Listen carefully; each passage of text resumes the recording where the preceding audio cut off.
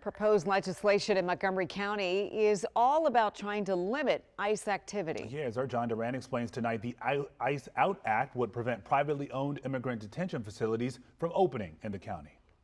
We are here standing up for the voiceless. Montgomery County Councilmember Evan Glass is taking a stand against ICE enforcement. And those who are fearful, but we're here to tell them that we got their back. Glass introduced the ICE Out Act, which would prevent privately owned immigration detention facilities from opening in Montgomery County.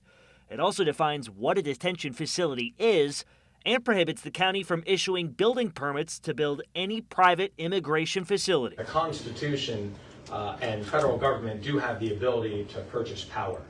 But what we've learned about ICE is that they are most oftenly using third parties to purchase and lease buildings.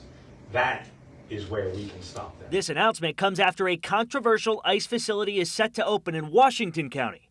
Glass says if this act becomes law, he expects the federal government to push back. We as a council have made the determination that protecting our residents is worth fighting for, that going to court is worth fighting for, and we have seen that it is the courts that has actually pushed back against Donald Trump and this administration, and Montgomery County is not afraid to do the same thing. I feel like the dangerous criminals need to be taken off the street. Stacey Sauter, who's on the executive board of the Montgomery County Republican Party, says she supports ICE enforcement, but is in favor of the bill. And I believe local land use decisions should be transparent and community driven. We shouldn't have private companies making backdoor arrangements that could impact our neighborhoods, even our property values and public safety without public input. If a landowner here in Montgomery County wanted to sell their property to ICE, that gets into a different jurisdictional question. We would still apply this as much as we can.